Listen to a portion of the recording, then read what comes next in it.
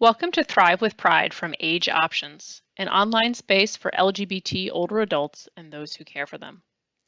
This month, we spoke with Kim L. Hunt of Pride Action Tank, a leader in improving the health, safety, and progress of individuals and groups within the LGBTQ+ community. After you watch this video, please fill out our very brief satisfaction survey, which is linked in the video description below. It is my great pleasure to welcome Kim L. Hunt to Thrive with Pride. Kim has used her platforms in storytelling, public speaking, and civic engagement to curate brave, inclusive spaces for social change for over 25 years. She's currently the executive director of Pride Action Tank, a project of the AIDS Foundation of Chicago, where she also serves as a senior director of policy and advocacy operations. She drives the innovation, collaboration, and learning necessary to make PAT a leader in improving the health, safety, and progress of individuals and groups within the LGBTQ+ community. Ms. Hunt was previously the executive director of Affinity Community Services, a nearly 30-year-old social justice organization that focuses on Black LGBTQ people. Ms. Hunt is the recipient of numerous honors and awards, including induction into the Chicago LGBT Hall of Fame, Equality Illinois Freedom Award, and a Crane Chicago Notable LGBTQ Executive. She serves on the AMA Foundation Fellowship Commission on LGBTQ Health and the boards of Brave Space Alliance, One Roof Chicago, Reader Institute for Community Journalism, and the Victory Campaign, as well as advisory boards of OTV and Willie's Warriors. She is a highly sought after public speaker, a co-facilitator of the Chicago cohort for the Aspen Young Leaders Fellowship Program, and a founding co-host of Outspoken LGBTQ Storytelling, a monthly show in Chicago. So welcome, Kim, and when you are ready, please take it away. All right, thank you, Kate. I don't know when others do public speaking and they hear their bio, my reaction is always, who on earth is she talking about? Even though I said that, it's a little out of body experience. So again, thank you for having me here today. I am going to talk to you about Pride Action Tank, specifically its programs focused on LGBTQ older adults, and actually our journey for moving through the programs that we have developed over the years. First, I want to talk just a bit about Pride Action Tank itself. In October, we will celebrate our 7th year in existence. We're actually a project of AIDS Foundation Chicago. And as was mentioned there, I'm also the Senior Director of Policy and Advocacy Operations. And Pride Action Tank, or PAT, is a super collaborative model focused on improving outcomes and opportunities for LGBTQ folks and other marginalized groups. And we do this with a lot of input from community, but we also create tables that have quite a few different people in them. The folks that are impacted by the issues we work on, service providers, educators, scholars, policymakers, all kinds of folks who touch a particular issue, some who live it, some whose passion comes from perhaps their paid work or their volunteer advocacy.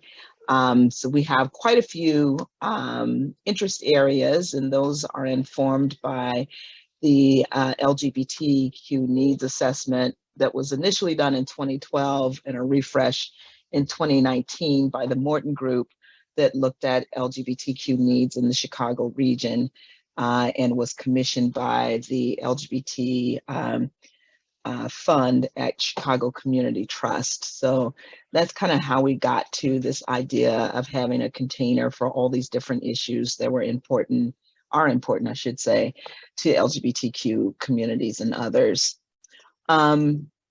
The way we got into our aging work is similar to how we get into any space that's new for Pride Action Tank. We started with a summit. And we started the planning of the summit with a committee of folks eventually called the Out Aging Committee that we brought together to help us design that summit. And again, it was LGBTQ older adults, service providers like Howard Brown and Center on Halstead, scholars, policymakers, and others like that. Initially, AARP was also at the table. And initially, it was just to put together the summit. And we learned a lot by having people with lived experience on the panel in our design of the summit. We're told that in addition to having the opportunity to have discussions, folks also thought it would be good to have some education around what is happening with LGBTQ folks across the country, particularly as they grow older. So lifting up some of those issues. Our summits are also designed to have a lot of facilitated conversation where we are asking questions, 2 or 3 questions in every breakout session. After we have an initial breakdown of subtopics related to the big topic that we're having the summit on.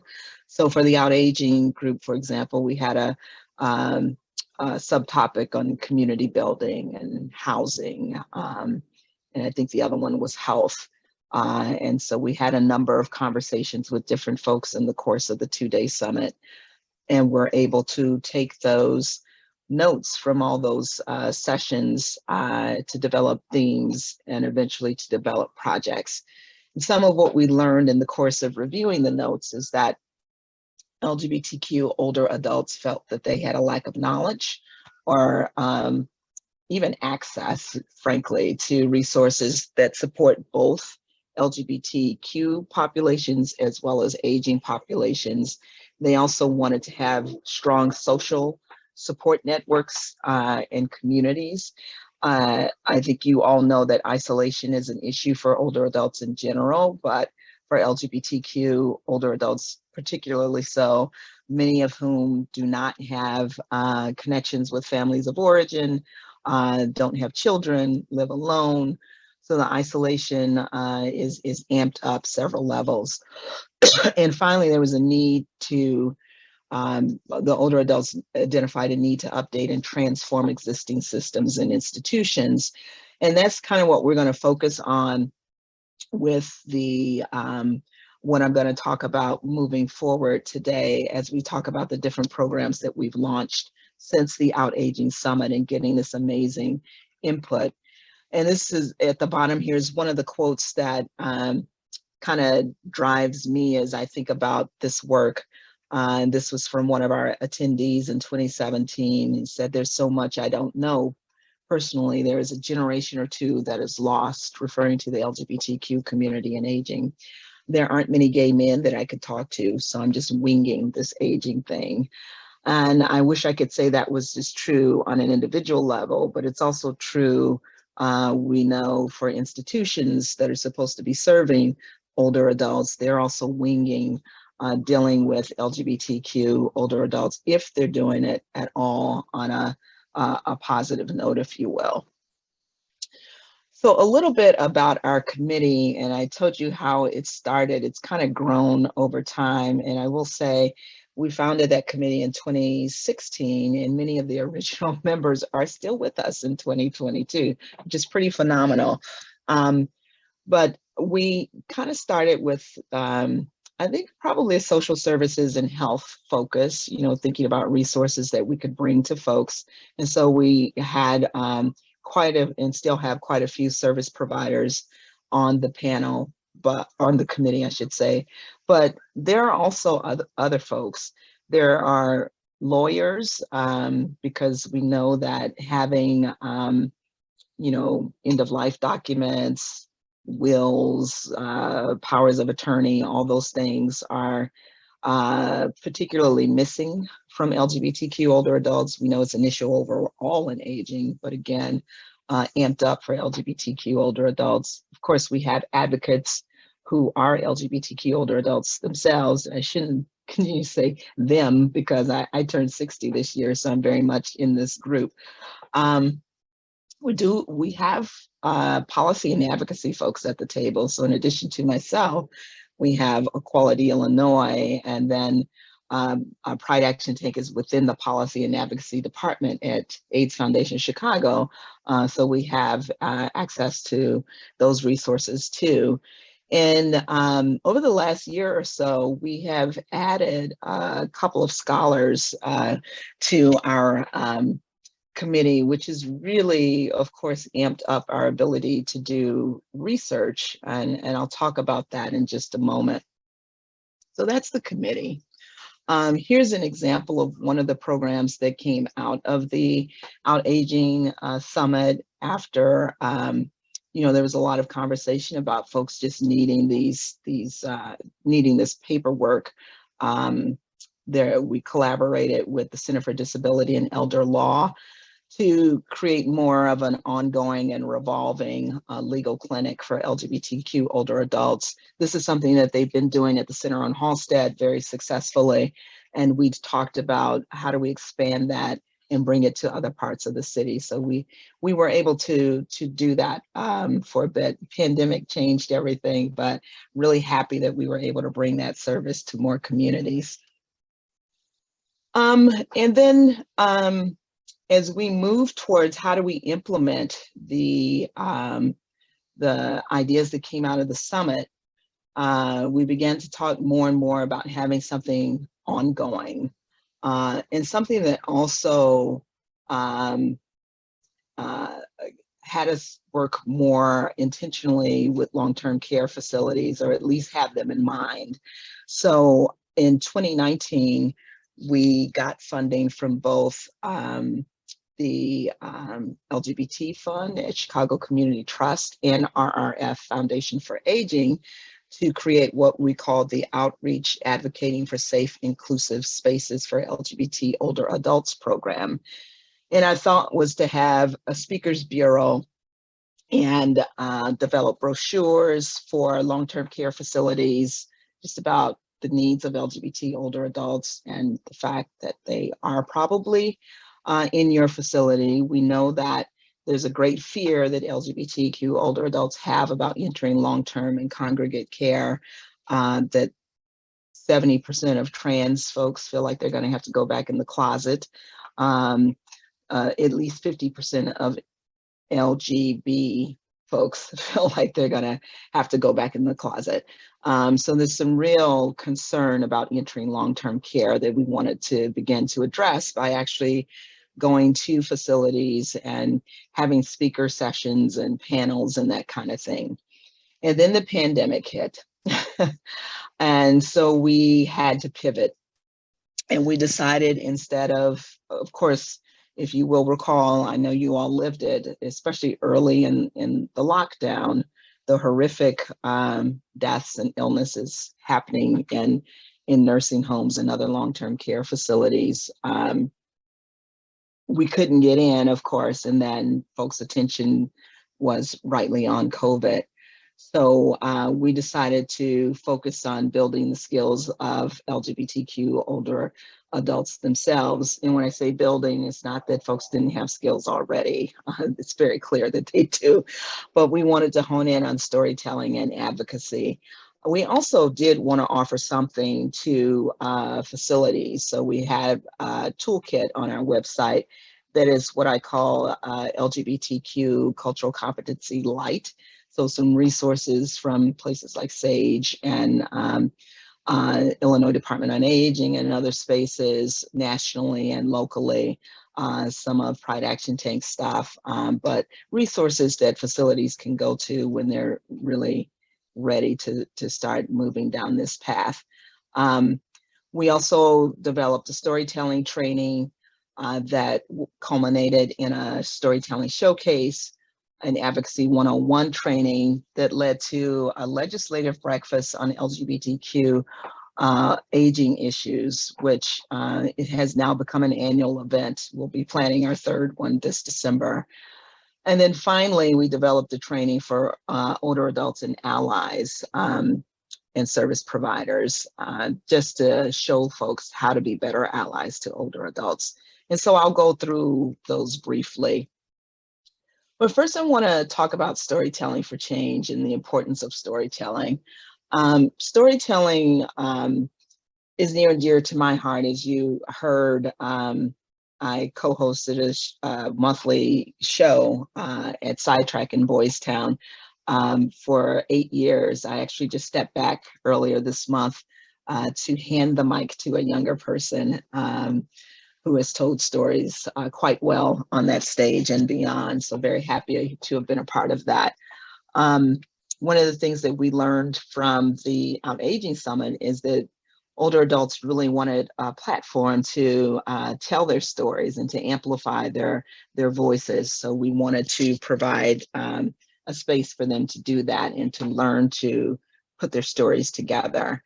We look at what moved from a speakers bureau to a storytelling training as really a living library of the history and experiences of LGBTQ older adults. Our storytellers range in age from, I would say, mid-60s to 80s. It's amazing that many folks have not had spaces to tell their stories before and are so generous with what they've experienced. It's amazing to watch. So we have 6 weeks of storytelling. Our first cohort had 7 folks in it. We're now 3 cohorts in. I think the current cohort has 10. We are blessed to have both a professional storyteller who has won Moth Story Slams, as well as a narrative gerontologist working with us as facilitators / trainers for this training. And as I mentioned, we have done a storytelling showcase, but we've also created other opportunities for people to share their stories. And so this is an example of one of the flyers from, I think this was from our first storytelling program or training. We've branded all of these so that folks know that they're coming to something special and that is meaningful.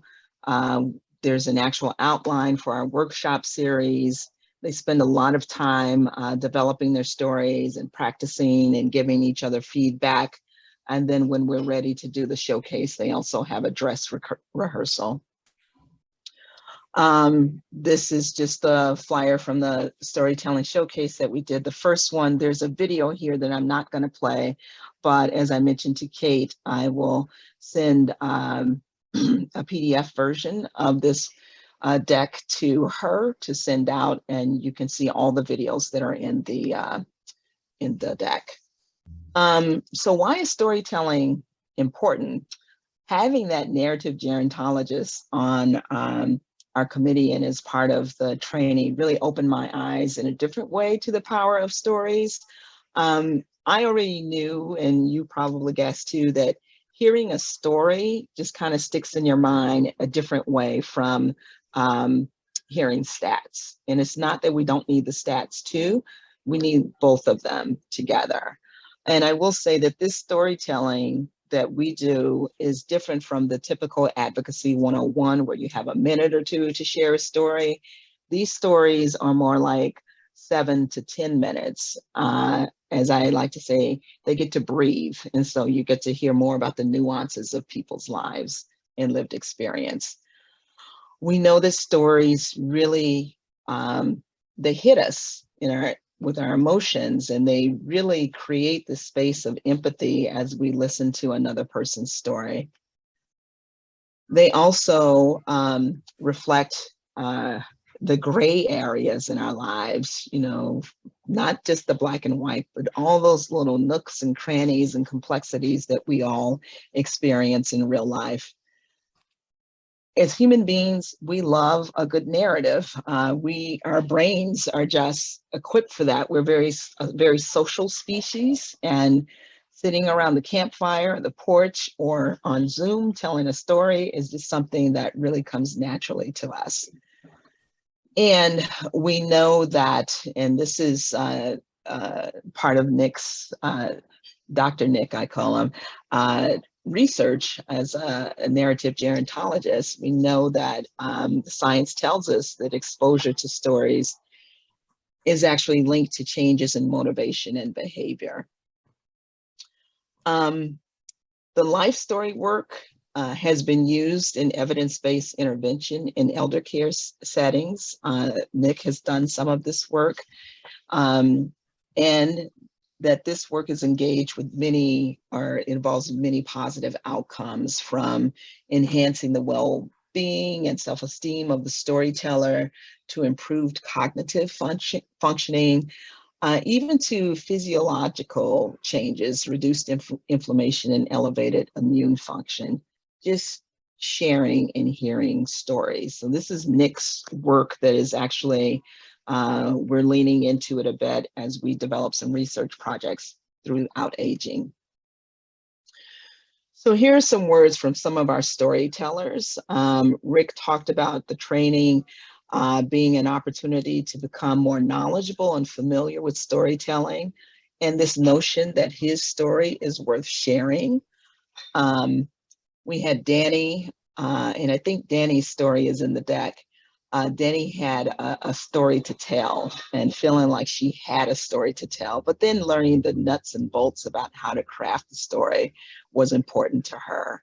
And she says, my story offering a gift to someone who might feel alone or desperate for connection. And I do look at stories as gifts as well.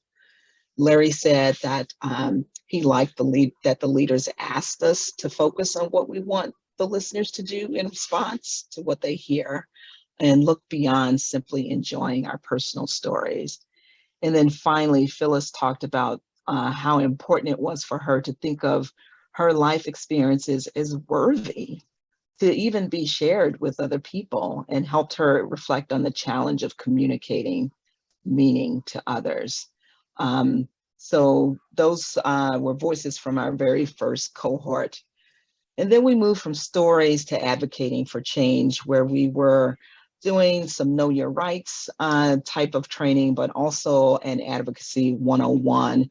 But we started with language, because one of the things that we learned from older adults is that the language of the LGBTQ community in terms of how identities are named is ever evolving.